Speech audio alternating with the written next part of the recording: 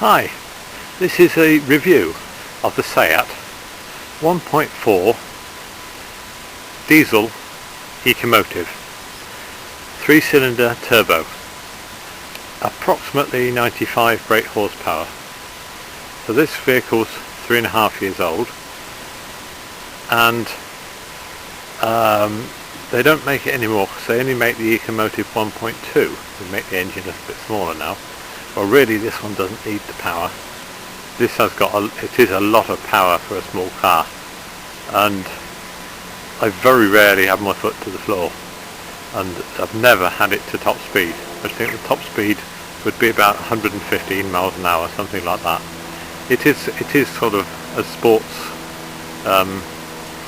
model. I got the 3-door partly because I like to have a big door. You know, it's easy to get in and out of, easy to get things in and out of if you're carrying things in the cabin.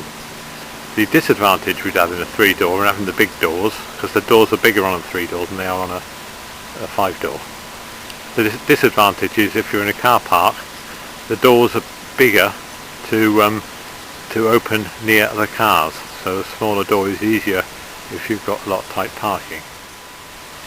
There is a slight turbo lag with it, but you put your foot down and then it goes whoa, and when you're getting used to it, oh boy, it does make you feel ill. It's not only the passengers who feel ill, you can make yourself feel ill as well. You know, travel sickness. Another thing that makes you feel ill is because it's built for economy and fuel economy. The tyres are pumped up, are recommended to be pumped up to 40, which makes it a very bumpy ride. It's quite a high ride as well, so you tend to sort of sway about quite a bit. So it's if you suffer from travel sickness, I'm afraid this car is not for you. I'm 6'6", and when I went for a test drive I was just amazed that I could fit in a car, a small car which was built for economy.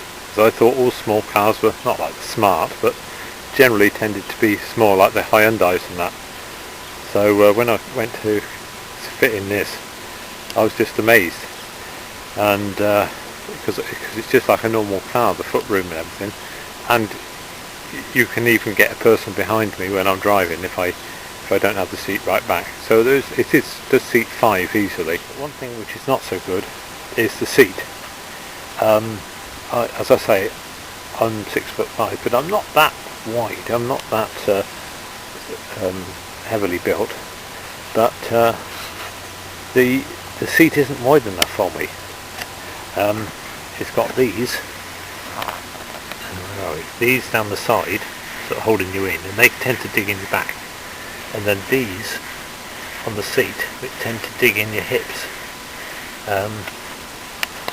So what I've done, I bought a bit of foam, and I put a bit of foam on there, and then cushion on there. But I don't know whether the new models are better, but the seat is not very good. The stereo is just absolutely fantastic. It's got speakers all over the place, real surround sound, and it's a real pleasure to listen to it. It really makes driving a lot better.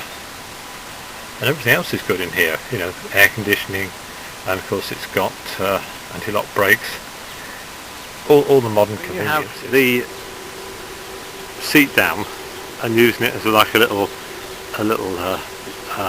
you know, for carrying stuff around. So when you put the back seat down, best thing is take the back seat out, which comes out very easily, put that somewhere in the house or something like that, and then the back of the back seat folds flat down, and you've got quite a good bit of space then for carting stuff about. There is obviously a lot more width by where the passenger seats are than where the back wheels go across, right at the back. It's quite a lot narrower where the back wheels go across, so you can't get things like wardrobes in there, but you can get fridge in or things like that. as I say, I've taken the trim off of mine because I can't see the point of it, and it keeps the wheel trims, and I mean, it could give it less weight. I mean, it's very economical to drive. It will genuinely do 70 miles per gallon. It's got the little computer in there and tells you what your miles per gallon is, and I wouldn't be surprised if the actual miles per gallon isn't a little bit better than what the little computer says. So it'll do between 60 and 70, even if miles to the gallon, even if someone's not trying to run economy. But if you really try to be economical, you can get it over 80 miles to the gallon on the little computer thing. And because it has less than 100 parts per million carbon emissions, it's tax-free at the moment. So that's another saving. Insurance isn't too bad. Yeah, I sort of recommend it. I'm glad I got it.